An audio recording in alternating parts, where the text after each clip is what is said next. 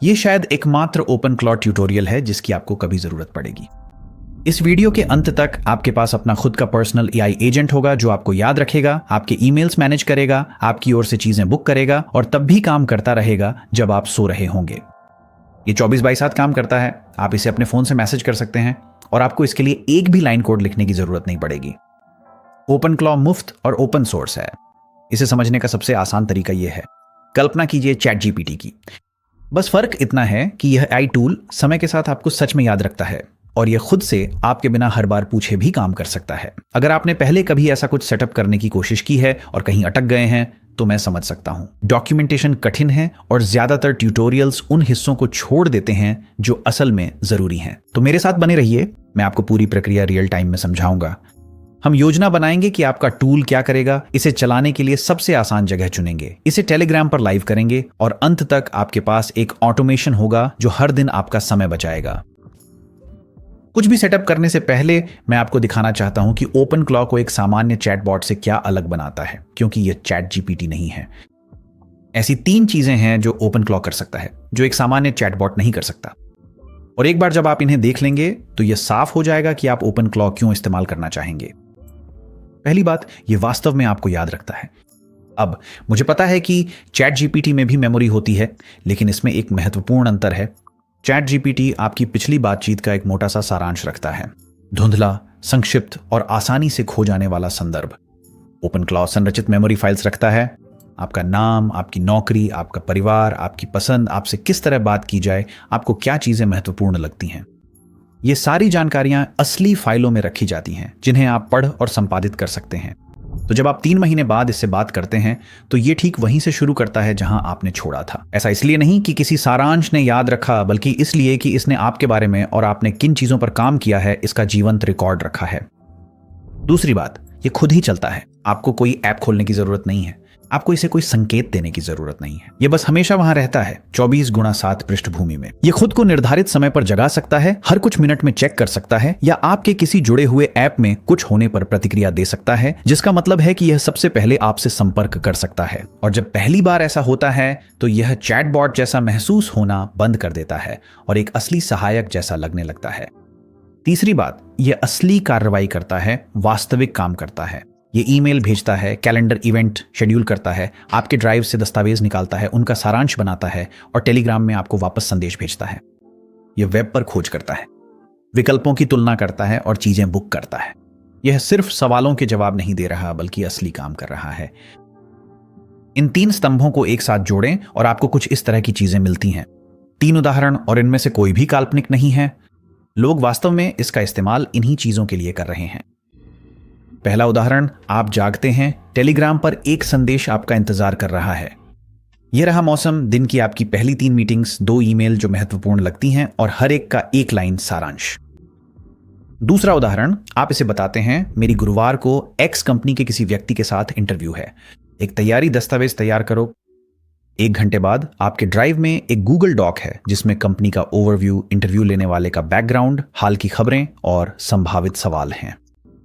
तीसरा उदाहरण, आप एक बार जिक्र करते हैं कि आप मार्च में अपनी मां से मिलने के लिए वापस उड़ान भरना चाहते हैं। यह हर दिन कीमत देख रहा है, कीमत गिरती है।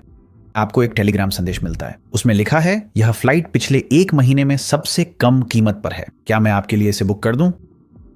कुछ भी सेट करने से पहले एक नोटपैड खोलें। ये नोट्स हो सकते हैं, स्टिकी नोट्स, एक फिजिकल जर्नल, कुछ भी। हम 60 सेकंड की एक योजना बनाने जा रहे हैं और यहां दिए गए जवाब हमारे बाद के हर फैसले को प्रभावित करेंगे। ठीक है, 3 सवाल। आपके जवाब हमें बताते हैं कि किन इंटीग्रेशनों पर ध्यान देना है और आपकी प्राइवेसी की सीमा कहां है। जैसे जैसे हम आगे बढ़ें, अपने जवाब नोटपैड में लिखते जाएं। सवाल 1, आप चाहते हैं कि यह हर दिन क्या करे? 2 या 3 चीजें चुनें। सुबह की ब्रीफिंग, फ्लाइट पर नजर रखना, अपने इनबॉक्स को ऑटो सॉर्ट करना। सवाल 2, इसमें कौन कौन सा डेटा शामिल होगा? जीमेल, कैलेंडर, ड्राइव, डॉक्स, आपका बैंक ऐप। अगर कोई ऐसी चीज है जिससे आप असहज महसूस करते हैं तो अभी उसका नोट बना लें। सवाल 3, आपकी प्राइवेसी की न्यूनतम सीमा क्या है? दूसरे शब्दों में, ऐसी कौन सी चीज है जिसे आप कभी कनेक्ट नहीं करेंगे, चाहे फीचर कितना भी आकर्षक क्यों ना हो? यहां फैसला करें, सेटअप के बीच में नहीं।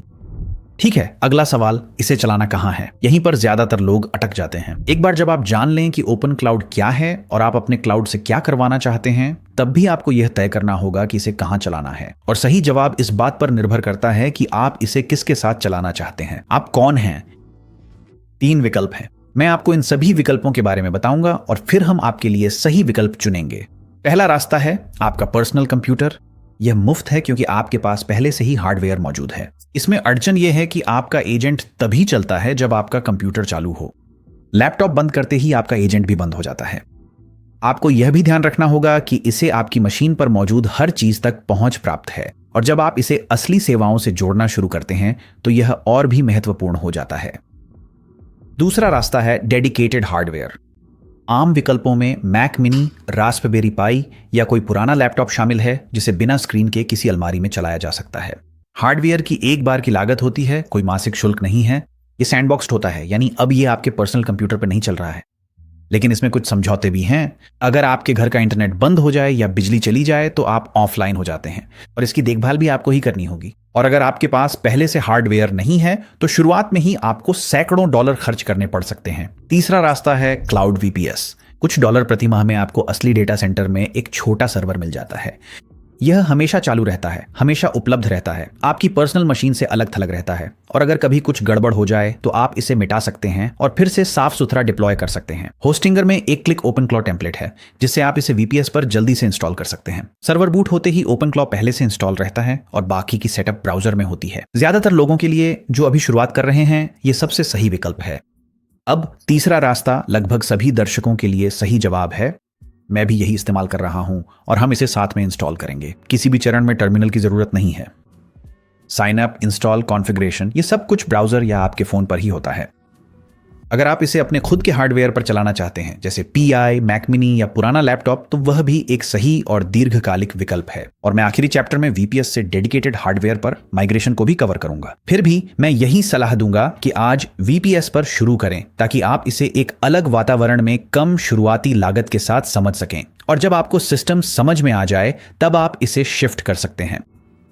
ठीक है, चलिए साइन अप करते हैं। स्क्रीन पर दिए गए लिंक या नीचे वीडियो डिस्क्रिप्शन में पहले लिंक का इस्तेमाल करें जो आपको इस पेज पर ले जाएगा, या फिर कुछ बहुत मिलता जुलता पेज। और यह लिंक अपने आप होस्टिंगर की मौजूदा प्रोमो के ऊपर अतिरिक्त 10% की छूट जोड़ देता है। यह शुरू करने का सबसे सस्ता तरीका है। और अगर आप इससे भी सस्ते में शुरू करना चाहते हैं तो आप देखेंगे कि ऊपर दाईं ओर एक ड्रॉप डाउन है जिससे आप अपना वीपीएस प्लान चुन सकते हैं। आगे बढ़ें और उसे KVM 2 से बदलकर KVM 1 कर दें। इससे आपको 4 GB RAM, 50 GB disc space, 4 TB bandwidth मिलेगी, और ये स्पेसिफिकेशन शुरू करने के लिए काफी है। ओपन क्लॉ के लिए ज्यादातर भारी काम थर्ड पार्टी LLMs द्वारा किया जाता है जो बाहरी रूप से चलते हैं। एक बार जब आपने अपना प्लान बदल लिया तो आगे बढ़ें और डिप्लॉय पर क्लिक करें। अगला पेज जो आपके सामने आएगा वह कार्ट है, और मैं आपको जल्दी से सबसे जरूरी चीजें दिखाऊंगा जिन्हें आपको जांचना चाहिए। सबसे पहली चीज है आपकी रजिस्ट्रेशन की अवधि। आप 1 महीने, 12 महीने या 24 महीने के लिए एडवांस में भुगतान कर सकते हैं। 24 महीने लेंगे तो सबसे कम मासिक दाम मिलेगा। आप 1 महीने का विकल्प भी चुन सकते हैं पर उसमें कूपन इस्तेमाल नहीं कर पाएंगे। तो सबसे सस्ता प्लान जिसमें आप हमारा 10% छूट वाला कूपन इस्तेमाल कर सकते हैं वह 12 महीने का है, और इससे आपका एडवांस खर्च $100 से भी कम हो जाता है। अब आप इसे और भी सस्ता कर सकते हैं अगर आप रेडी टू यूज AI को बंद कर दें। मैं आपको बाद में दिखाऊंगा कि आप अपना खुद का LLM कैसे कनेक्ट कर सकते हैं। अब बिना AI की कीमत और भी कम है तो आप कम दाम में शुरू कर सकते हैं। नीचे कुछ और चीजें हैं जो आप जोड़ सकते हैं, जैसे इंस्टेंट वेब स्क्रैपिंग जो बहुत उपयोगी है। यह मुफ्त है, इसलिए मैं सलाह दूंगा कि आप इसे जरूर जोड़ लें। आप अपने AI के लिए डेडिकेटेड ईमेल और डेली ऑटो बैकअप भी जोड़ सकते हैं। मैं व्यक्तिगत रूप से डेली ऑटो बैकअप्स का उपयोग करने की सलाह देता हूं, क्योंकि अगर आपकी कॉन्फ़िगरेशन में कभी कोई समस्या आ जाए तो आप आसानी से पिछली वर्जन पर वापस जा सकते हैं। तो मैं आगे बढ़कर इसे ऑन कर देता हूं। लेकिन अगर आप सस्ती शुरुआत करना चाहते हैं तो इसे बंद भी छोड़ सकते हैं। अंत में आपको एक सर्वर लोकेशन चुननी होगी। आमतौर पर आपको वही सर्वर लोकेशन चुननी चाहिए जिसकी लेटेंसी सबसे कम हो या जो आपके सबसे करीब हो। तो यहां मुझे जर्मनी के साथ 57 मिलीसेकंड की लेटेंसी मिल रही है जो सबसे कम लग रही है, तो मैं उसी सर्वर का उपयोग करूंगा। एक बार जब आपने सब कुछ अपनी पसंद के अनुसार कॉन्फ़िगर कर लिया तो ऊपर स्क्रॉल करें और फिर कंटिन्यू पर क्लिक करें। अगले पेज पर आपको एक अकाउंट रजिस्टर करना होगा। आप गूगल, गिटहब या ईमेल एड्रेस का उपयोग कर सकते हैं। मैं ईमेल एड्रेस का उपयोग करूंगा। अगले पेज पर आपको अपना ऑर्डर सारांश दिखाई देगा जिसे आप देख सकते हैं, और आप ये भी देखेंगे कि इसमें 30 दिन की मनी बैक गारंटी है। तो अगर अगले महीने में आपको अपनी सेटिंग्स से कुछ भी पसंद नहीं आता है तो आप हमेशा होस्टिंगर से रिफंड मांग सकते हैं। आगे बढ़ें और अपना बिलिंग पता और भुगतान जानकारी दर्ज करें ताकि चेकआउट पूरा हो सके। इसके बाद आपको यह पुष्टि पृष्ठ मिलेगा और फिर आपको तुरंत ओपनक्लॉ कॉन्फ़िगरेशन विजार्ड में भेज दिया जाएगा। मैं अभी ये बताना चाहता हूं कि जब आप इस वीडियो के साथ आगे बढ़ेंगे तब तक ये थोड़ा अलग दिख सकता है। होस्टिंगर और ओपनक्लॉ को नियमित रूप से अपडेट किया जाता है, तो अगर ये बिल्कुल ऐसा ना दिखे तो घबराएं नहीं, बस साथ साथ चलते रहें और मैं जो सामान्य अवधारणाएं बता रहा हूं उन्हें लागू करने की कोशिश करें। यही सबसे महत्वपूर्ण बात है, ठीक है? तो ओपनक्लॉ ओपन सोर्स है, इसमें पहले से कोई अंतर्निहित एआई मॉडल नहीं होता है। अपना सामान खुद लाएं, इसलिए हमें एआई प्रदाता की एपीआई कुंजी चाहिए। यही वह चीज है जो वास्तव में आपके एजेंट के सोचने वाले हिस्से को शक्ति प्रदान करती है, और आप सीधे सेवा प्रदाता को भुगतान करते हैं, न तो ओपनक्लॉ न ही होस्टिंगर, बल्कि दूसरी तरफ मौजूद एआई प्रदाता। आप शुरुआत करने के लिए इनमें से किसी भी एआई प्रदाता को चुन सकते हैं: एंथ्रोपिक, ओपनएआई, जेमिनी, एक्स, नेक्सोस। आप सिर्फ एक से शुरू कर सकते हैं या आप कई को जोड़ सकते हैं। इनमें से कोई भी बिल्कुल ठीक काम करता है। मेरे लिए मुझे एंथ्रोपिक पसंद है तो मैं इसी से शुरू करूंगा। किसी अन्य एआई प्रदाता का उपयोग करना भी ठीक है। एपीआई कुंजी पाने का तरीका एक जैसा है, बस नीचे दिए लिंक को कॉपी कर नए टैब में खोलें और लॉग इन करें या रजिस्टर करने के लिए चरणों का पालन करें। इसके बाद आपको अपने खाते के साथ शुरुआत करने के लिए कुछ उपयोग क्रेडिट खरीदने होंगे। आप कम राशि से शुरू कर सकते हैं, जैसे $20, लेकिन मैं खास तौर पर एंथ्रोपिक के लिए कम से कम $40 या $50 से शुरू करने की सलाह देता हूं। अपने खाते में $40 जोड़ने से आप उनकी रेट लिमिट चार्ट के टियर 2 तक पहुंच जाएंगे, जिसका मतलब है कि आपके बॉट के जवाब देना बंद करने या रेट लिमिट हिट होने की संभावना कम हो जाएगी। आप जितनी भी राशि जोड़ना चाहें चुनें, अपनी बिलिंग जानकारी दर्ज करें और चेकआउट करें। इसके बाद एक एपीआई कुंजी प्राप्त करें। आप क्रिएट की पर क्लिक करेंगे, अपनी कुंजी का नाम रखेंगे। मैं अपनी कुंजी का नाम ओपनक्लॉ रखूंगा और फिर अपनी एपीआई कुंजी कॉपी कर लेंगे। अब तो ये कुंजी एक पासवर्ड की तरह है। अगर किसी के हाथ यह लग जाती है तो वे आपके एपीआई खाते का उपयोग कर सकते हैं, इसलिए इसे सुरक्षित रखें और किसी के साथ साझा न करें। इसे कॉपी करें और फिर होस्टिंगर पर लौटकर संबंधित फील्ड में अपनी कुंजी पेस्ट करें। इसे जितने भी एआई प्रदाताओं के लिए चाहें दोहराएं और फिर नीचे स्क्रॉल करें और टेलीग्राम बॉट टोकन फील्ड खोजें। अब हम अपना टेलीग्राम बॉट बनाएंगे।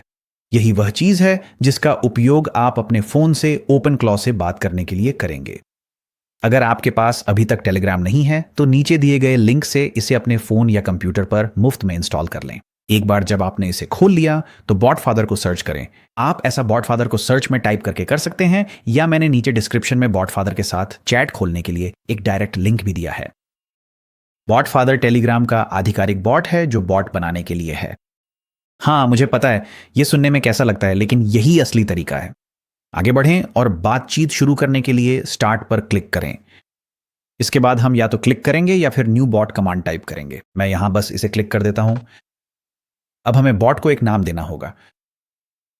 मैं अपने बॉट का नाम फ्लिंट रखूंगा। अब आपको अपने बॉट के लिए एक यूजर नेम देना होगा और इसका अंत बॉट शब्द से होना चाहिए। यह भी टेलीग्राम इकोसिस्टम में यूनिक होना चाहिए, इसलिए अगर आपको कोई यूनिक नाम ढूंढने में दिक्कत हो रही है तो लंबा नाम इस्तेमाल करना फायदेमंद है। मेरे लिए मैं फ्लिंट द वंडर बॉट रखूंगा। और इसी तरह बॉट फादर एक टोकन देता है। यह वही लंबी स्ट्रिंग है जो यहां बीच में है। फिर से यह एक पासवर्ड की तरह है। इसे किसी के साथ साझा ना करें। आगे बढ़ें और इस टोकन को कॉपी करें, होस्टिंगर पर वापस जाएं और उस टोकन को टेलीग्राम बॉट टोकन फील्ड में पेस्ट करें। जब आप यह सब कर लें तो आगे बढ़कर डिप्लॉय पर क्लिक करें। अगला पेज जिस पर आप पहुंचेंगे उसमें एक सर्वे हो सकता है। अगर ऐसा है तो आप उसे भर सकते हैं या बस नीचे स्क्रॉल करके स्किप पर क्लिक कर सकते हैं। अगला पेज जिस पर हम पहुंचेंगे वह होस्टिंगर के एचपीएनएल के अंदर का डॉकर मैनेजर है, और आप देख सकते हैं कि ओपनक्लॉ पहले से ही चल रहा है और होस्टिंगर ने हमारे लिए एक रिवर्स प्रॉक्सी इंस्टॉल किया है ताकि हमारी पूरी सेटअप को और सुरक्षित रखा जा सके। अब अगर आप अभी डॉकर के बारे में नहीं जानते हैं तो कोई बात नहीं। डॉकर मूल रूप से एक स्वनिहित फाइल है जिसमें आपका एप्लीकेशन चलता है। यह कुछ वैसा ही है जैसे आप अपने घर के कंप्यूटर पर कोई एप्लीकेशन चलाते हैं। अपने ओपनक्लॉ डैशबोर्ड को खोलने के लिए गेटवे टोकन को कॉपी करने के लिए क्लिक करें और फिर एक्सेस कॉलम के तहत ओपन पर क्लिक करें। यहां अपने गेटवे टोकन को पेस्ट करें, फिर लॉगिन पर क्लिक करें आपका स्वागत है आपके ओपन क्लॉ डैशबोर्ड में। स्क्रीन के बीच चैट विंडो में अपने असिस्टेंट से बातचीत शुरू करें। चलिए हेलो कहते हैं। जब आप वह पहला संदेश भेजते हैं तो एजेंट एक छोटा ऑनबोर्डिंग विजार्ड शुरू करता है जिसे बूटस्ट्रैप कहा जाता है। यह आपसे कुछ सवाल पूछता है और बैकग्राउंड में ये soul.md और user.md जैसी फाइलें लिखता है। बस आपको AI द्वारा पूछे गए सवालों के जवाब देने हैं। यहां किसी विशेष तैयारी की आवश्यकता नहीं है। तो मेरे लिए यह पूछता है मैं कौन हूं और आप कौन हैं। आइए इसे बता देते हैं। आपका नाम फ्लिंट है, मेरा नाम मैट है। इसके बाद यह और जानकारी मांगेगा कि माहौल कैसा है, यह किस तरह का बॉट है। यह एक सिग्नेचर इमोजी पूछता है। तो यहां आप अपने बॉट को एक पर्सोना देना शुरू कर सकते हैं। अगर अभी कोई खास इस्तेमाल नहीं है तो आप मेरे जैसा ही कर सकते हैं। मैं शुरुआत में एक यात्रा सहायक बना रहा हूं।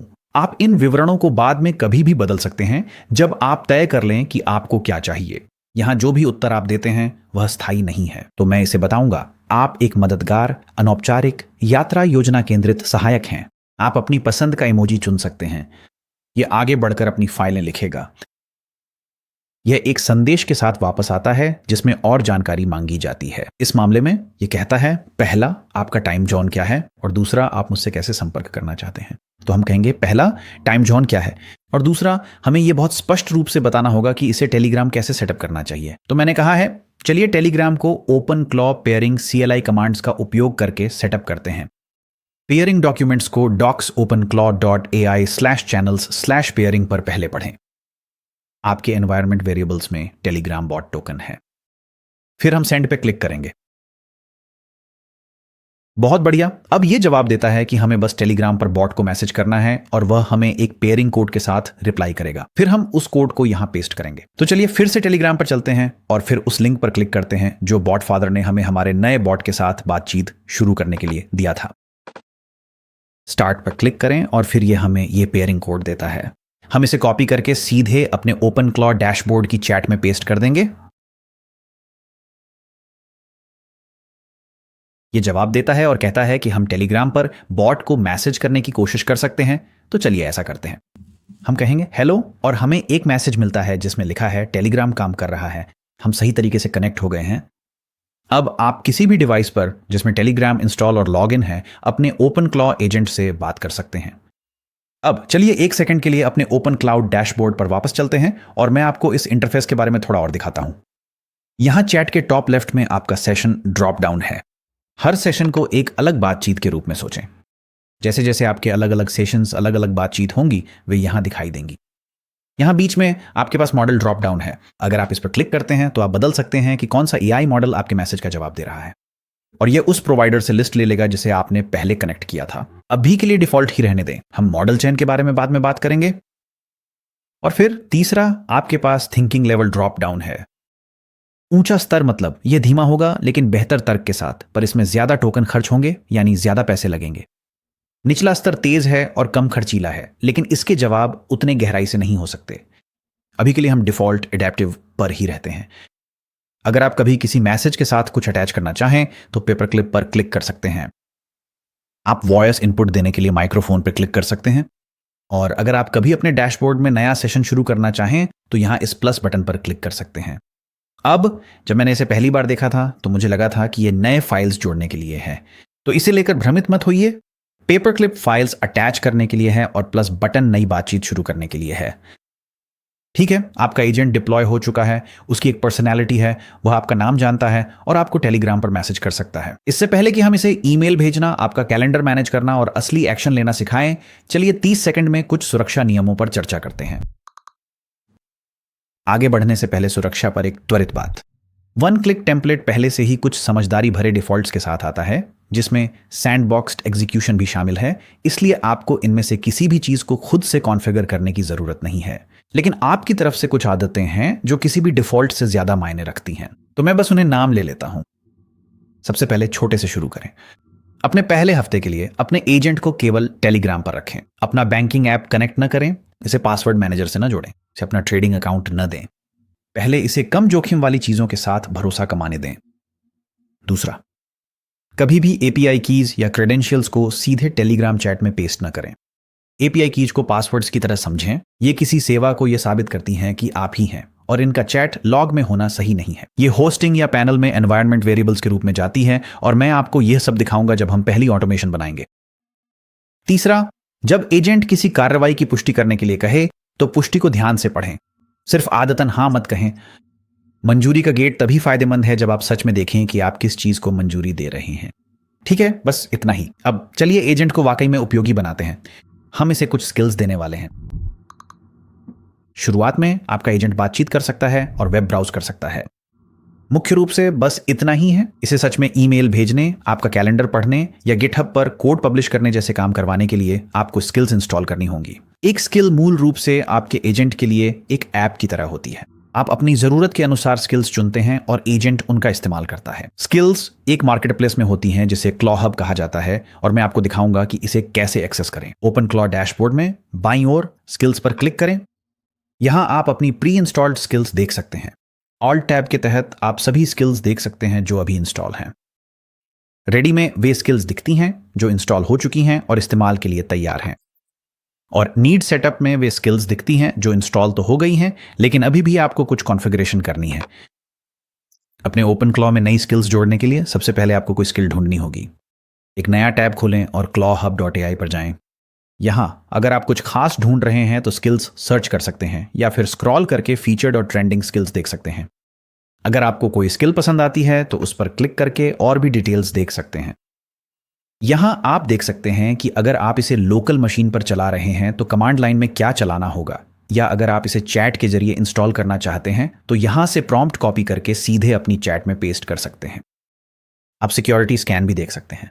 अब यह महत्वपूर्ण है। यह वायरस टोटल स्कैन दिखाता है कि यह स्किल सुरक्षित है, लेकिन कुछ अन्य स्किल्स संभावित रूप से हानिकारक हो सकती हैं। देखिए, क्योंकि क्लॉ हब एक कम्युनिटी मार्केटप्लेस है, अधिकांश स्किल्स अच्छी तरह से बनी होती हैं और बिल्कुल ठीक होती हैं, लेकिन क्योंकि ये एक मार्केटप्लेस है, कोई भी स्किल्स सबमिट कर सकता है। इंस्टॉल करने से पहले लेखक, इंस्टॉल काउंट और रेटिंग जरूर जांचें, और अगर कुछ भी संदिग्ध लगे तो उसे छोड़ देना ही बेहतर है और सुरक्षित रहें। शुरुआत में ही चयनशील रहें ताकि बाद में किसी परेशानी को साफ करने की जरूरत ना पड़े।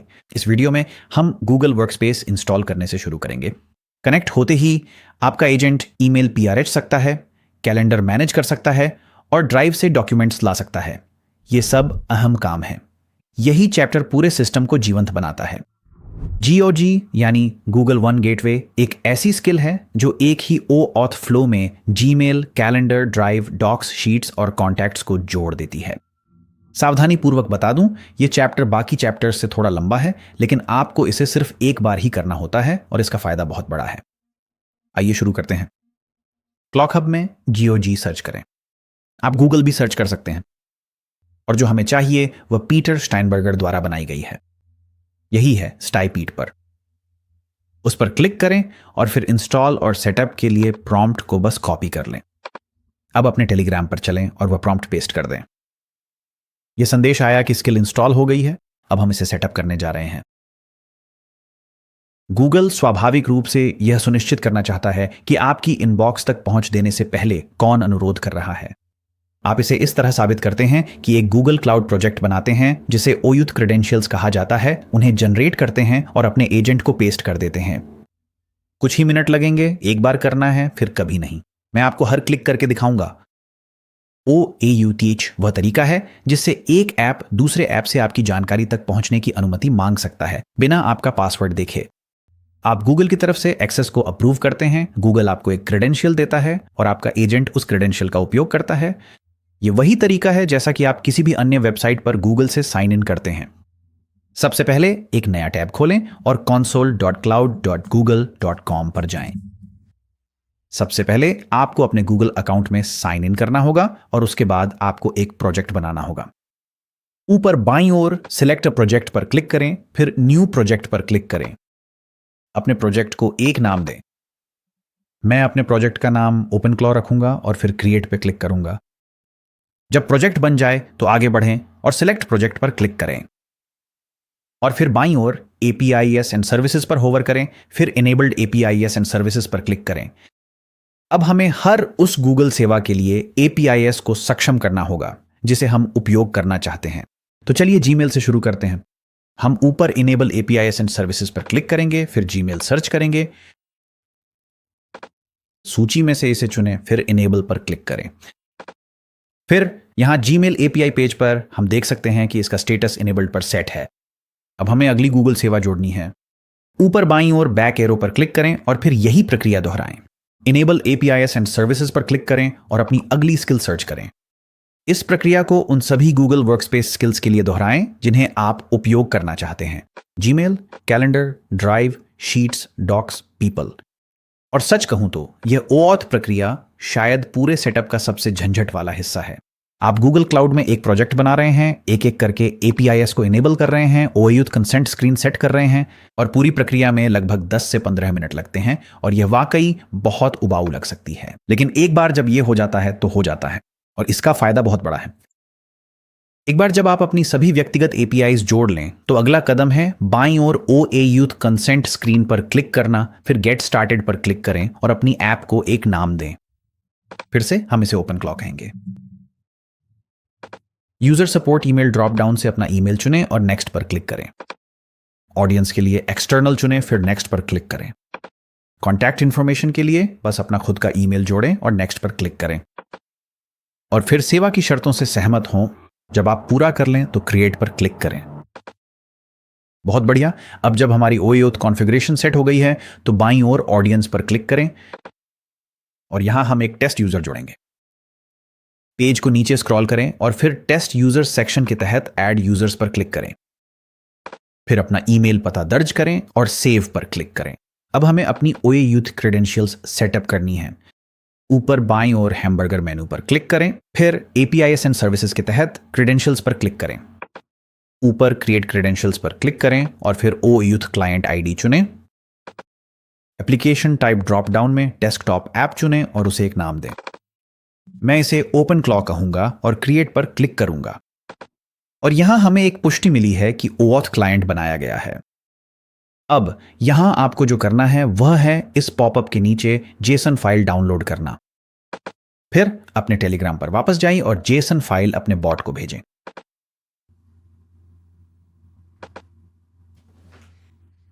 यह आपसे आपका जीमेल पता पूछ सकता है, तो आगे बढ़ें और उसे बता दें।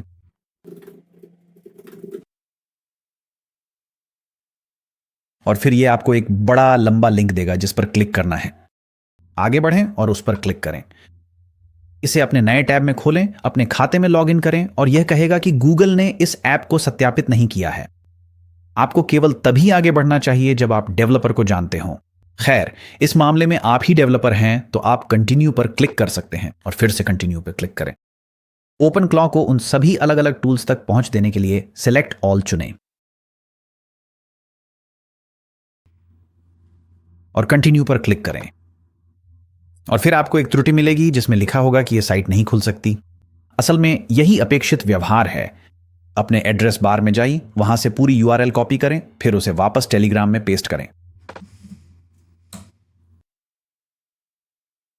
कभी कभी आपको एक त्रुटि मिल सकती है जिसमें स्टेट एक्सपायर हो जाती है और प्रक्रिया तुरंत पूरी नहीं होती। बस वही प्रक्रिया एक बार फिर से अपनाई। लिंक पर क्लिक करें, अधिकृत करें,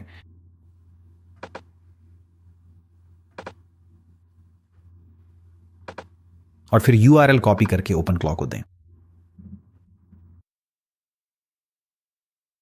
ठीक है, OpenClaw कहता है हम गूगल से कनेक्ट हो गए हैं। अब जब हम कनेक्ट हो गए हैं तो चलिए जल्दी से एक टेस्ट करते हैं ताकि यह सुनिश्चित हो सके कि सब कुछ सही से काम कर रहा है। टेलीग्राम में अपने बॉट को बताएं, मेरे कैलेंडर में जोई नोबडी के साथ मंगलवार 28 तारीख को शाम 4 बजे 1 घंटे की मीटिंग जोड़ो। यह पुष्टि करने के लिए कह सकता है, जैसे कि इस मामले में हुआ है। यह सही लग रहा है। मैं कहूंगा हाँ, सब ठीक है। और 1 मिनट बाद आप देख सकते हैं कि मीटिंग मेरे कैलेंडर पर आ गई है और OpenClaw ने इसकी पुष्टि कर दी है।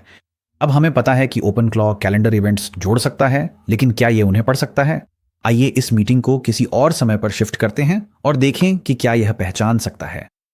हम OpenClaw से पूछेंगे, मैंने मीटिंग का समय बदल दिया है, अब यह कब है? और यह तुरंत जवाब देता है कि यह बुधवार को 2 से 3 बजे के बीच है। यह बिल्कुल सही है। आप यही काम ईमेल्स, गूगल डॉक्स, शीट्स या अपने ड्राइव में किसी भी चीज के साथ कर सकते हैं। गूगल अब कनेक्ट हो गया है। अब आपके पास एक असली एजेंट है जिसे असली ऐप्स तक असली एक्सेस है। इससे पहले कि हम इसमें और जोड़ें, मैं आपको दिखाता हूं कि एजेंट आपके बारे में क्या क्या जानता है और कहां स्टोर करता है, क्योंकि यही एजेंट को व्यक्तिगत महसूस कराता है। हर एजेंट की एक पर्सनैलिटी होती है और अभी आपकी थोड़ी सामान्य है। बूटस्ट्रैप विजार्ड ने कोशिश की, पर वह आपको जानता नहीं। 4 फाइलें तय करती हैं आपका एजेंट कैसे सोचेगा और काम करेगा। मैं हर एक का काम समझाऊंगा।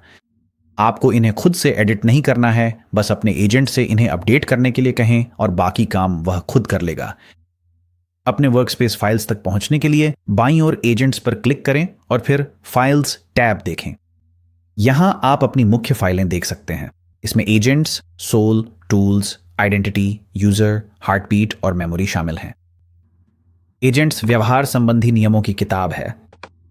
जैसे कि हमेशा विनाशकारी कार्यों की पुष्टि करें, शेड्यूलिंग के समय पहले मेरा कैलेंडर और फिर ईमेल का उपयोग करें, रात 10 बजे के बाद कभी भी ईमेल न भेजें और सुबह 6 बजे से पहले भी नहीं। इसे अपडेट करने के लिए बस अपने एजेंट को मैसेज करें। टेलीग्राम में आप कह सकते हैं agents.md में एक नियम जोड़ें, रात 10 बजे के बाद मेरा ईमेल न चेक करें और सुबह 6 बजे से पहले भी नहीं। बस इसी तरह इसमें एक क्वाइट ऑनवर्स नियम जोड़ दिया गया। और अगर हम इसे बंद कर दें, फिर रिफ्रेश पर क्लिक करें, एजेंट्स पर क्लिक करें और फिर प्रीव्यू पर। अब अगर आप स्क्रॉल करेंगे तो देख सकते हैं कि इसमें यह क्वाइट ऑनवर्स नियम जोड़ दिया गया है। यह नियम उन सभी अन्य नियमों के बीच मौजूद है जो इस वर्कस्पेस फाइल के साथ डिफॉल्ट रूप से आते हैं। अगर आप इसे मैन्युअली एडिट करना चाहते हैं तो आप एडिटर पर क्लिक कर सकते हैं और फिर सीधे इस टेक्स्ट कंटेंट को एडिट कर सकते हैं। अगला है soul.md। यह पर्सनैलिटी फाइल है और ज्यादातर लोगों की soul.md, आपकी और मेरी भी, जब बूटस्ट्रैप शामिल हो जाता है तो वह कमजोर होती है। इसमें कुछ सामान्य सा लिखा होता है, जैसे मददगार बनो, दिखावे के लिए मददगार मत बनो। यह बहुत सामान्य है। अगर आप चाहते हैं कि यह एक असली असिस्टेंट जैसा लगे तो आपको इसे खास तौर पर बताना होगा कि यह कौन है। आप स्क्रॉल करके देख सकते हैं कि डिफॉल्ट रूप कैसा दिखता है, लेकिन आप देख सकते हैं यह काफी छोटा है। इसमें हमारे पहले के ऑनबोर्डिंग से थोड़ी सी जानकारी है। यहां आप देख सकते हैं कि मेरी फाइल में ट्रैवल प्लानिंग का जिक्र है। लेकिन अगर आप अपने बॉट की पर्सनैलिटी को सच में सुपरचार्ज करना चाहते हैं तो आप बस बॉट को बता सकते हैं कि उसे कैसा होना चाहिए। तो मैं यहां टेलीग्राम में इसे एक मैसेज भेज सकता हूं, जैसे कि अपनी सोल अपडेट करो। तुम फ्लिंट हो, एक अनुभवी travel agent style personal assistant. सूखा, सीधा, थोड़ा व्यंग्यात्मक, और आप मेरी पैसे बचाने की परवाह करते हैं। डिफॉल्ट रूप से छोटे जवाब दो और चीजें समझाते समय यात्रा से जुड़ी उपमाएं इस्तेमाल करो। फिर भी अगर आप चाहें तो हमेशा इसे मैन्युअली एडिटर बटन पर क्लिक करके अपडेट कर सकते हैं। यहां लिखा है कि सोल अपडेट हो गई है और यह कहता है इस बोर्डिंग पास को स्टैंप किया गया माने। पहले ही माहौल बदल गया है। मुझे यह बहुत पसंद आया। अब चलिए यूजर फाइल के बारे में बात करते हैं। यह वही है जो इसे आपके बारे में पता है। भूमिका, आदतें, परिवार, पसंद नापसंद। शुरुआत में यह बूटस्ट्रैप ऑनबोर्डिंग के दौरान बहुत हल्के तरीके से भरा जाता है। आप देख सकते हैं कि यहां ज्यादा जानकारी नहीं है। जैसे जैसे आप बॉट से बात करते हैं, यह जानकारी बढ़ती जाती है। आप बातचीत में बस चीजों का जिक्र करके इसे अपडेट कर सकते हैं। आप कुछ ऐसा कह सकते हैं, वैसे मुझे हैमबर्गर बहुत पसंद है। बातचीत कहती है, मैं सुनिश्चित करूंगा कि हर मंजिल के साथ एक बर्गर रिपोर्ट भी मिले। और फिर से अगर हम इस पेज को रिफ्रेश करें और फिर प्रीव्यू पर क्लिक करें, हम देख सकते हैं कि अब संदर्भ में लिखा है हैमबर्गर पसंद करता है। बहुत बढ़िया। आखिरी फाइल जो मैं आपको यहां दिखाऊंगा वह है मेमोरी। यह इंटरेक्शन लॉग है।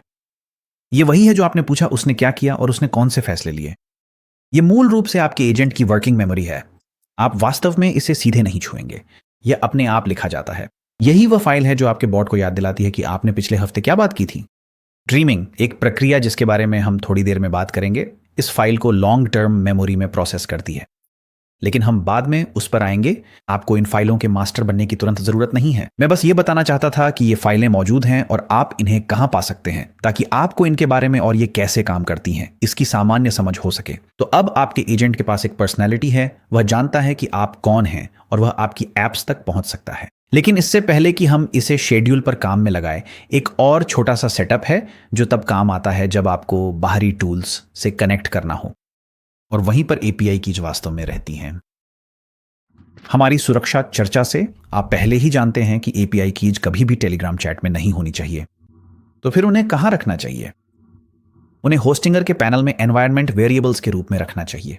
यही हर थर्ड पार्टी के लिए स्थायी और एनक्रिप्टेड घर है जिसकी आपके एजेंट को कभी भी जरूरत पड़ेगी। डेटाबेस एक्सेस, मौसम, फाइनेंस जो भी हो, उन्हें वहीं सेट करें और ओपन क्लॉ स्टार्टअप पर उन्हें अपने आप पढ़ लेता है। अब आपको उनके बारे में दोबारा कभी सोचने की जरूरत नहीं पड़ेगी। अब वापस जाइए अपने होस्टिंगर डॉकर मैनेजर पर और फिर अपने ओपन क्लॉ प्रोजेक्ट पर मैनेज पर क्लिक करें। नीचे स्क्रॉल करें एनवायरनमेंट तक और ड्रॉप डाउन खोलने के लिए क्लिक करें। यहां आप अपनी सारी सीक्रेट्स देख सकते हैं। बाईं तरफ आपके वेरिएबल नाम होते हैं और दाईं तरफ सीक्रेट वैल्यू। होस्टिंगर इन वैल्यूज को एनक्रिप्टेड रूप में स्टोर करता है। सेव करने के बाद ये वैल्यूज साधारण टेक्स्ट में दिखाई नहीं देती। एक फ्लाइट मॉनिटर ऑटोमेशन के लिए जिसे हम बनाने जा रहे हैं, एजेंट को लाइव प्राइस चेक करने का तरीका चाहिए होगा। इसके लिए एक dedicated flight data API web search की तुलना में तेज और अधिक भरोसेमंद है। सर्प एपीआई एक ऐसा प्लेटफॉर्म है जो कई तरह के गूगल सर्च एपीआई टूल्स प्रदान करता है। उदाहरण के लिए अगर आप उनके डैशबोर्ड पर जाएं तो आप देख सकते हैं कि उनके पास इन विकल्पों की भरमार है और जो हमें चाहिए वह है गूगल फ्लाइट्स एपीआई। यहां हम एपीआई एंड पॉइंट देख सकते हैं जिसे हम अपने बॉट को देंगे।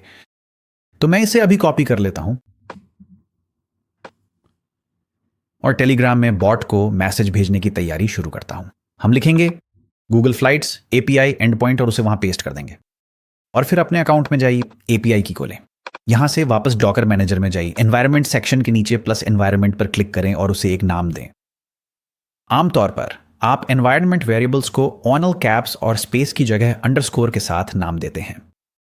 तो हम लिखेंगे फ्लाइट अंडरस्कोर एपीआई अंडरस्कोर की और फिर हम अपनी एपीआई की को वैल्यू फील्ड में पेस्ट कर देंगे। इसके बाद हम सेव और डिप्लॉय पर क्लिक करेंगे और फिर होस्टजर ओपन क्लॉ प्रोजेक्ट को रीस्टार्ट करेगा ताकि बदलाव लागू हो सके। इसमें लगभग 20 से 30 सेकंड लगते हैं।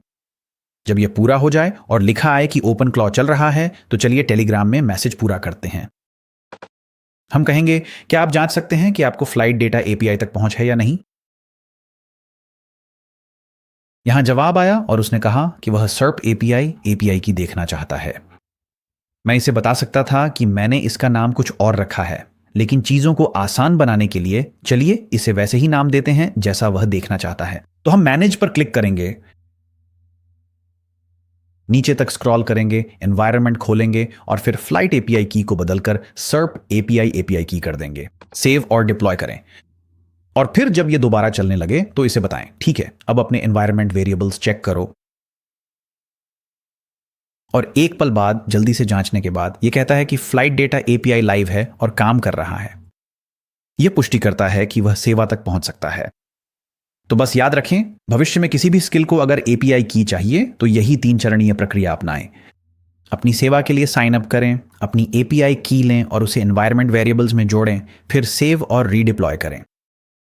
अब जब हमारा एजेंट मांग पर असली फ्लाइट प्राइस निकाल सकता है तो चलिए इसे एक असली फ्लाइट रूट पर लगाते हैं और इसे निगरानी करने देते हैं।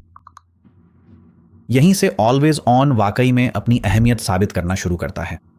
मेरी बनाने से पहले एक पल के लिए अपनी के बारे में सोचिए। ऐसी कौन सी चीज है जिसे आप हर दिन चेक करते हैं, जिसे कंप्यूटर आपके लिए चेक कर सकता है? कोई स्टॉक प्राइस, आपके बच्चे के स्कूल का मौसम, किसी खास रूट की फ्लाइट, कोई यूट्यूब चैनल जिसे आप फॉलो करते हैं, कोई डील अलर्ट, ऐसी कोई भी चीज जिसे देखने के लिए आप बार बार अपना फोन उठाते हैं। यही वो पहली चीज है जिसे आपको ऑटोमेट करना चाहिए। इस डेमो के लिए मैं एक फ्लाइट मॉनिटर बना रहा हूं क्योंकि ट्रैवल प्लानिंग मेरा एजेंट पर्सोना है और चूंकि हमने पिछले चैप्टर में ही फ्लाइट डेटा एपीआई को जोड़ा है, आपकी कोई भी चीज हो सकती है। पैटर्न एक जैसा ही है। ओपन क्लॉ में चीजों को शेड्यूल करने के 2 तरीके हैं और हमें बनाने से पहले आपको इनके फर्क को जानना चाहिए। क्रॉन का मतलब है इसे हर दिन सुबह 8 बजे चलाओ। निर्धारित समय, अनुमानित, सस्ता। आपकी ज्यादातर ऑटोमेशन क्रॉन होनी चाहिए। हार्ट बीट का मतलब है नियमित अंतराल पर जांचना, जैसे हर 30 मिनट में देखें कि कुछ बदला है या नहीं। यह बहुत ज्यादा टोकन खर्च करता है क्योंकि हर बार जांचने पर एक नई एआई कॉल होती है। हर चीज को हार्ट बीट पर मत डालिए। इसी तरह लोग सुबह उठकर चौंकाने वाले बिल का सामना करते हैं। क्रॉन को डिफॉल्ट रखें जब तक कि टास्क को सच में लगातार करने की जरूरत ना हो। टेलीग्राम में हम कहेंगे उस फ्लाइट डेटा एपीआई का उपयोग करके जिसे हमने सेट किया है, एलएचआर से सीडीजी के लिए फ्लाइट्स को मॉनिटर करो अगले महीने की लचीली तारीखों के लिए, और अगर कीमत $150 से नीचे जाती है तो मुझे मैसेज करो। क्रॉन पर दिन में 3 बार जांचो और भेजो। एजेंट सोचेगा और फिर आपको बताएगा कि वह क्या करने जा रहा है। एक पल बाद यह समझाएगा कि उसने ऑटोमेशन सेट कर दी है, लेकिन अगर उसे और जानकारी चाहिए होगी तो वह पहले आपसे कुछ पूछ सकता है। मेरे मामले में सब कुछ ठीक है। अब अगर आप यह जांचना चाहते हैं कि यह सच में काम कर रहा है या नहीं, तो आप कह सकते हैं इस टास्क को एक बार मैन्युअली चलाओ, अब एक टेस्ट के तौर पर देखने के लिए कि कौन सा डेटा आ रहा है। और जैसा कि अभी की स्थिति है, ऐसा लगता है कि पहले से ही $150 से कम की फ्लाइट्स उपलब्ध हैं। तो अगर मैं चाहूं तो मैं टास्क को अपडेट कर सकता हूं और इसे ऐसी फ्लाइट्स देखने के लिए कह सकता हूं जो $100 से कम हो, अगर मैं वाकई किफायती बनना चाहूं। लेकिन फिर भी अब मेरा ट्रैवल एजेंट बॉट फ्लाइट की कीमतों पर नजर रख सकता है और दिन में 3 बार उन्हें मेरे लिए चेक करेगा। मुझे ऑटोमेशन कोड करने में बहुत सारा समय नहीं लगाना पड़ा। मुझे बस एक खास टूल के लिए एपीआई की लेनी थी और फिर ओपन क्लॉ को उसके साथ काम करने के लिए कहना था, और अब वह टास्क ऑटोमेटेड हो गया है। पहली बार ऑटोमेशन करते समय सबसे आम गलती यह है कि सब कुछ हार्ट बीट पर स्टैक कर देना। हर मिनट मेरा इनबॉक्स चेक करो, हर मिनट मौसम चेक करो, हर मिनट कीमतें चेक करो। उफ, इनमें से हर एक बैकग्राउंड में चलने वाली एक पेड एपीआई कॉल है। क्रॉन का इस्तेमाल करें जब तक कि सच में हर मिनट की टाइमिंग जरूरी ना हो। ऑटोमेशन सोचने के लिए एक खास एआई मॉडल का इस्तेमाल करता है, और आप कौन सा मॉडल चुनते हैं यही आपके बिल पर सबसे बड़ा असर डालता है। अलग अलग मॉडल की कीमतें अलग अलग होती हैं। कुछ सस्ते और तेज हैं, कुछ महंगे और स्मार्ट। अगर आप हर चीज के लिए महंगे मॉडल का इस्तेमाल करेंगे तो आपके प्रोवाइडर का बैलेंस आपकी उम्मीद से कहीं जल्दी खत्म हो जाएगा। हर चीज के लिए सस्ता मॉडल इस्तेमाल करें तो एजेंट उसी वक्त बेवकूफ बन जाता है जब आपको उसकी सबसे ज्यादा समझदारी चाहिए होती है। इसका हल है स्मार्ट रूटिंग। आम बातचीत के लिए एक मॉडल और असली सोचने वाले काम के लिए दूसरा मॉडल। मानसिक मॉडल 3 स्तरों का है।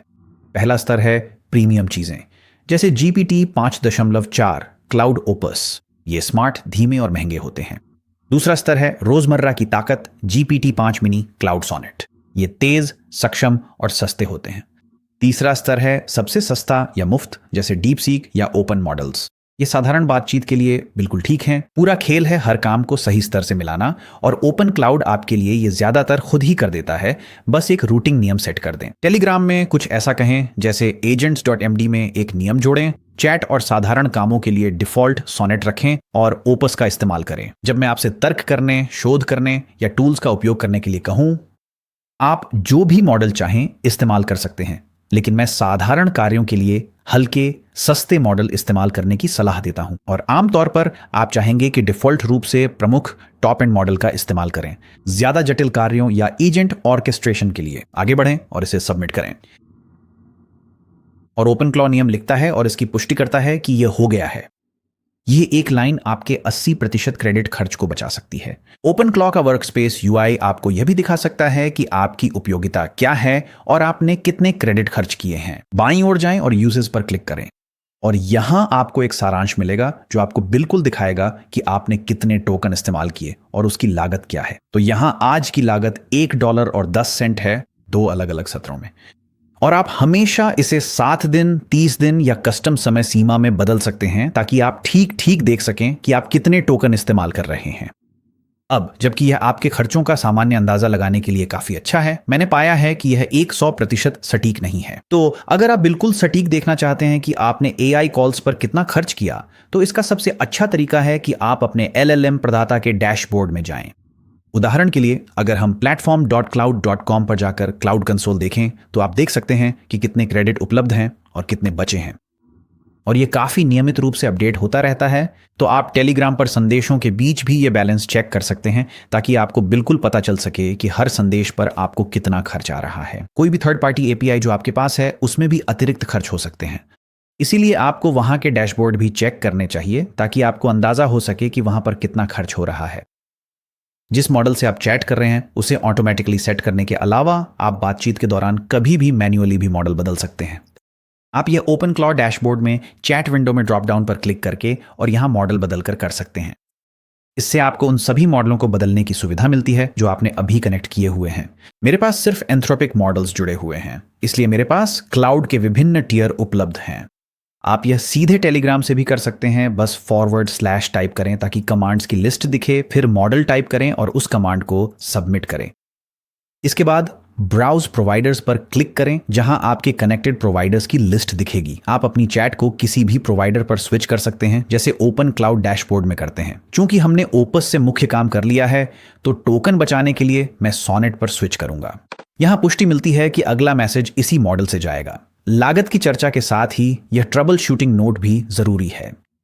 अगर आपका बॉट अचानक चुप हो जाए, टेलीग्राम पर जवाब देना बंद कर दे या अपनी ऑटोमेशन चलाना बंद कर दे, तो सबसे पहले यह जांचें कि कहीं आपके प्रोवाइडर का बैलेंस खत्म तो नहीं हो गया। अपने ओपन एआई या एंथ्रोपिक डैशबोर्ड को खोलें और शेष बैलेंस देखें। अगर वह 0 है तो उसे रिचार्ज करें और बॉट बिना किसी अतिरिक्त प्रयास के फिर से काम करने लगेगा। लेकिन अगर बैलेंस ठीक है, तभी आपको असली ट्रबल शूटिंग की ओर बढ़ना चाहिए। हम इसे इस वीडियो में आगे कवर करेंगे। आराम से काम करते समय 3 जाल हैं जिनसे आपको सावधान रहना चाहिए। इनमें से कोई भी विनाशकारी नहीं है, लेकिन हर एक चुपचाप आपकी अपेक्षा से अधिक खर्च करवा सकता है। पहला, हर चीज के लिए टियर 1 मॉडल का इस्तेमाल करना। टेस्टिंग के लिए यह बिल्कुल ठीक है, लेकिन अगर आप किसी टॉप टियर मॉडल को ऐसी चीज से जोड़ देते हैं जो हर कुछ मिनट में 1 महीने तक चलती है, तो इसी तरह आप एक वीकेंड में $100 उड़ते हुए देख सकते हैं। काम के अनुसार टियर का चयन करें। दूसरा, रिट्राई लूप्स। अगर कोई टूल कॉल फेल हो जाती है और एजेंट लगातार 5 बार रिट्राई करता है, तो इसका मतलब है कि आपने 5 बार भुगतान किया है। यह सस्ता या मुफ्त मॉडल इस्तेमाल करने पर टियर 1 मॉडल की तुलना में ज्यादा होने की संभावना है, लेकिन समय के साथ इसमें सुधार हो रहा है। अगर आपके यूसेज पैनल पर कोई नंबर अजीब लगता है, तो लगभग हमेशा यही वजह होती है। आप इससे बच सकते हैं अगर आप अपने एजेंट को यह नियम दें कि वह बिना आपसे सलाह लिए किसी भी चीज को 3 बार से ज्यादा रिट्राई न करे। तीसरा, और यह वास्तव में पहले 2 का संयोजन है, टॉप टियर मॉडल्स पर हार्ट बीट्स। ये वही समस्या है जिसका हमने ऑटोमेशन चैप्टर के अंत में सामना किया था। हर कुछ मिनटों में महंगा प्रोसेसिंग जो बैकग्राउंड में चलता रहता है जबकि आप देख भी नहीं रहे होते। अगर आप कभी किसी चीज को हार्ट बीट पर डालें तो जरूर जांच लें कि वह कौन सा मॉडल इस्तेमाल कर रहा है। ठीक है, हमारे रूटिंग रूल्स सेट हो गए हैं और हमारे बिल्स काबू में हैं। आगे बढ़ने से पहले एक और फीचर है जिसे जानना जरूरी है। यह एक मेमोरी ट्रिक है जो आपके बिल को समय के साथ बढ़ने से रोकती है। सबसे पहले टोकन के बारे में एक संक्षिप्त बात, क्योंकि यही वह अवधारणा है जो ड्रीमिंग को मायनेदार बनाती है। टोकन वे टेक्स्ट के टुकड़े हैं जिन्हें एआई मॉडल वास्तव में देखता है। आपके संदेश का हर शब्द, आपके एजेंट की मेमोरी की हर लाइन, वह हर संदर्भ जो यह खींचता है, आपसे प्रति टोकन शुल्क लिया जाता है। तो जितना अधिक संदर्भ मॉडल को संभालना पड़ता है, हर संदेश उतना ही महंगा पड़ता है। यही समस्या ड्रीमिंग हल करता है। याद है memory.md डेली लॉग? हर बातचीत वहां लिखी जाती है, फाइल बढ़ती जाती है और बहुत जल्दी आपका एजेंट हर नए संदेश में पुरानी बातचीत के हजारों टोकन घसीटता चला जाता है। ड्रीमिंग का मतलब है कि जब आप एजेंट का इस्तेमाल नहीं कर रहे होते, तब वह अपनी ही मेमोरी में वापस जाकर जरूरी बातों को संक्षिप्त करता है और गैर जरूरी चीजों को हटा देता है। इससे एजेंट आपके बारे में तेज बना रहता है, बिना टोकन लागत लगातार बढ़े। इसमें 3 चरण होते हैं। लाइट ड्रीमिंग पिछले दिन को जल्दी से देखती है, कोई भी महत्वपूर्ण बात निकालती है और user.md में आपके बारे में नई जानकारियां अपडेट करती हैं। REM लंबे समय की विंडो में पैटर्न खोजता है, जैसे कि हर दिन मैट इसके बारे में पूछता है। डीप मेमोरी के बड़े हिस्सों को एक साफ सुथरे, अधिक संक्षिप्त रूप में फिर से लिखता है। इसका कुल असर यह होता है कि आगे कम टोकन ले जाए जाते हैं, लेकिन जो टोकन बचते हैं वे वही होते हैं जो वास्तव में आपके लिए मायने रखते हैं। ठीक है, अब जानते हैं कि ड्रीमिंग को कैसे एक्सेस करें। बाईं ओर एजेंट सेक्शन के तहत नीचे स्क्रॉल करें और ड्रीमिंग को चुनें। फिर ऊपर दाईं ओर आप देख सकते हैं कि यह डिफॉल्ट रूप से बंद है। बस ड्रीमिंग ऑफ बटन पर क्लिक करें ताकि यह ऑन हो जाए। जब आप ऐसा करेंगे तो यह आपके गेटवे डैशबोर्ड को रीस्टार्ट कर देगा और इसमें कुछ मिनट लग सकते हैं। ड्रीमिंग डिफॉल्ट रूप से बंद रहता है क्योंकि यह टोकन खर्च करता है। ये कॉल्स आपके प्रोवाइडर बिल पर दिखेंगी, जैसे open.ai या एंथ्रोपिक, वही जगह जहां आप पहले से बैलेंस देख रहे हैं। और जब ड्रीमिंग सक्रिय होगा तो यह कुछ ऐसा दिखेगा। अब मैं सलाह देता हूं कि अपने पहले सप्ताह के उपयोग के दौरान इसे बंद ही रखें और देखें कि आपका एजेंट कितना उपयोगी लगता है। इसके बिना सिर्फ इसलिए कि यह प्रक्रिया चलाने के लिए अतिरिक्त टोकन खर्च करता है। मैं सलाह देता हूं कि जब आपके पास लगभग 1 महीने की मेमोरी इकट्ठा हो जाए तब इसे ऑन करें, तभी कंप्रेशन का फायदा मिलना शुरू होता है। ड्रीमिंग ऑफ करना भी बिल्कुल वही करता है जिसमें आपका गेटवे डैशबोर्ड रीस्टार्ट हो जाता है। कभी कभी आप अपने एजेंट से कुछ बड़ा करने के लिए कहते हैं। उदाहरण के लिए 3 अलग अलग सीआरएम पर रिसर्च करो और मुझे उनकी तुलना करके बताओ। एक एक करके करने के बजाय ओपनक्लॉक हर टास्क के हिस्से के लिए खुद की एक छोटी कॉपी बना सकता है। ये सभी समानांतर में चलते हैं और मुख्य एजेंट अंत में सभी उत्तरों को जोड़कर एक साथ पेश करता है। इसे सब एजेंट कहते हैं। आउटपुट की वही गुणवत्ता, लेकिन समय का केवल एक अंश लगता है। टेलीग्राम या ओपनक्लॉ में आप कुछ ऐसा कह सकते हैं, 3 शेड्यूलिंग टूल्स कैलेंडली, सैविकैल और cal.com पर रिसर्च करो और हर एक के लिए प्राइसिंग, मुख्य फीचर्स और एक कमजोरी बताओ। मुझे एक तुलना तालिका दो। सब एजेंट्स का उपयोग करो। ओपनक्लॉ कई सब एजेंट्स को एक साथ काम करने के लिए शुरू कर देगा। आप यहां देख सकते हैं, ये नई सेशन शुरू कर रहा है। 3 सब एजेंट्स एक साथ इसकी रिसर्च कर रहे हैं और अगर आप यहां ऊपर बाईं ओर क्लिक करें तो आप देख सकते हैं कि तीनों सब एजेंट्स शुरू हो चुके हैं। हर सब एजेंट को अपनी खुद की सेशन मिलती है। देखिए यह कितना जल्दी हुआ, क्योंकि हर सब एजेंट ने एक एक टूल की रिसर्च की। वे एक साथ काम कर सके और फिर बहुत जल्दी एक सारांश के साथ वापस आ गए। आप सब एजेंट्स का उपयोग तब भी कर सकते हैं जब किसी टास्क में कई बड़े कामों को क्रमवार संभालना हो। आप अपनी मुख्य सेशन को एक ऑर्केस्ट्रेटर बना सकते हैं जो सब एजेंट्स को प्रोजेक्ट के छोटे हिस्से पूरे करने के लिए चलाता है। अब तक सब कुछ बहुत अच्छा चल रहा है, लेकिन शायद आगे चलकर कुछ ना कुछ खराब हो ही जाएगा। शायद OAuth टोकन की अवधि समाप्त हो जाए। स्किल्स में बग्स हो सकते हैं। गूगल आपको रेट लिमिट कर सकता है। कोई सब एजेंट लूप में फंस सकता है। ये सब सामान्य है और इनमें से कोई भी चीज विनाशकारी नहीं है। यहां कुछ सुझाव दिए गए हैं कि समस्याओं को कैसे संभालें। जब कोई त्रुटि आती है तो आपके पास सबसे पहला विकल्प है कि आप अपने एजेंट से पूछें। तो यहां मुझे क्रॉन जॉब फेल होने की एक त्रुटि मिली है, तो चलिए एक संदेश लिखते हैं और स्पष्टीकरण मांगते हैं। मैं कहूंगा, अरे फ्लिंट, ये त्रुटि क्या है, इसे हम कैसे ठीक करें? और ये थोड़ी जांच पड़ताल करने के बाद एक उत्तर के साथ वापस आता है और एक संभावित समाधान भी सुझाता है। आप अपनी 80% त्रुटियां इसी तरह हल कर सकते हैं। एक और समस्या जिसका आपको सामना करना पड़ सकता है वह यह है कि OA यूथ या आपके एजेंट द्वारा उपयोग किए जा रहे अन्य क्रेडेंशियल्स की अवधि समाप्त हो गई है। मुझे संदेश मिला है कि प्रमाणीकरण त्रुटि के कारण यह इनबॉक्स से जानकारी नहीं ले पा रहा। इसे ठीक करने के लिए कहें, जीमेल को फिर से प्रमाणित करें और हम प्रक्रिया पूरी कर लेंगे। तो मैं कहूंगा, ठीक है, फिर से प्रमाणित करें। और इसी तरह यह खाते को फिर से कनेक्ट करने की प्रक्रिया शुरू कर देगा। अगर आपको कोई त्रुटि मिलती है और आप यह समझने के लिए गहराई में जाना चाहते हैं कि क्या हो रहा है, तो आप हमेशा ओपनक्लॉ लॉग्स देख सकते हैं। डैशबोर्ड में बाईं ओर नीचे स्क्रॉल करें और लॉग्स पर क्लिक करें। यहां आप वह पूरी सूची देख सकते हैं जिसमें ओपनक्लॉ ने जो भी लॉग किया है सब कुछ शामिल है। हर क्रिया, हर चेतावनी, हर त्रुटि और हर छोटी जानकारी यहां विस्तृत लॉग्स की सूची के रूप में आ जाती है। अगर आपको यहां क्या दिख रहा है यह समझ में नहीं आ रहा है तो ये आपके लिए तुरंत मददगार नहीं हो सकते, लेकिन मैं आपको दिखाना चाहता था कि ये कहां है, क्योंकि आपको यहीं आना होगा। ओपनक्लॉ को मिलने वाली हर त्रुटि की सारी जानकारी यहीं मिलती है और ओपनक्लॉ को इन लॉग्स को देखने की अनुमति है, तो आप हमेशा एजेंट से लॉग्स के बारे में चैट कर सकते हैं। जो भी त्रुटि आपको आ रही है उसका समाधान निकालने के लिए यहां से जानकारी मिल सकती है। अगर कुछ सच में खराब हो गया है और आप उसे ठीक नहीं कर पा रहे हैं क्योंकि कॉन्फ़िगरेशन बहुत बिगड़ गया है या कुछ ऐसा ही हो गया है, तो आप हमेशा आखिरी झात बैकअप या स्नैपशॉट पर वापस जा सकते हैं। ऐसा करने के लिए अपने होस्टिंग या डॉकर मैनेजर में जाएं, फिर बैकअप्स और मॉनिटरिंग टैब पर जाएं। यहां आप डेली ऑटो बैकअप्स की सूची देख सकते हैं अगर आपने डेली विकल्प सक्रिय किया है, अन्यथा ये साप्ताहिक रूप से बैकअप किए जाएंगे। बैकअप से पुनर्स्थापित करने के लिए आप बस रिस्टोर बटन पर क्लिक कर सकते हैं। पुष्टि करने के लिए चेकबॉक्स पर क्लिक करें कि आप समझते हैं। यह आपके सभी वर्तमान VPS फाइल्स को बैकअप की गई वर्जन से बदल देगा और फिर रिस्टोर पर क्लिक करें। हालांकि मैं कैंसिल दबाने जा रहा हूं क्योंकि मेरा वर्जन ठीक से काम कर रहा है। आप किसी भी समय अपने VPS का स्नैपशॉट भी ले सकते हैं।